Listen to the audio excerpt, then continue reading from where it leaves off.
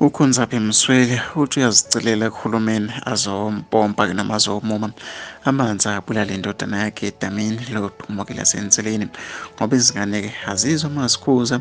Indodana yakhe uLindani Gumede yamenza-ke ngomhla ka-25 kuFebhuwari, kanti ngalolo suku waphinde washona noMazwi Ngema kulona-ke lela damu. Abantu abaningi bayakhuluma-ke ngaleli damu, nangomunye uthi idamu alinankinga nje nencane. Imost yethu sikhulele ezindaweni ezineziziba or amadamu. Uma-ke abantu abadala bethi-ke akusondelwa lapho besingayi singadlaleli ngakhona, izingane zabo-ke mazingasabi ukuyongena la zibona khona ukuthi abantu bayafa zisazophela ngoba-ke ziwo-Thomas. Nangomunye uthi kodwa akulona idamu elisukela umuntu-ke osukela idamu. Abanye-ke bayaphikisana nokushiwo-ke la. Nangomunye uthi ngowaseNseleni impela cha, abantu-ke abayeke ukuphuza utshwala mase-ke beyobhuda-ke mabekhuzwa futhi-ke abezwa uyaphi uphuzile eduze kwamanzi.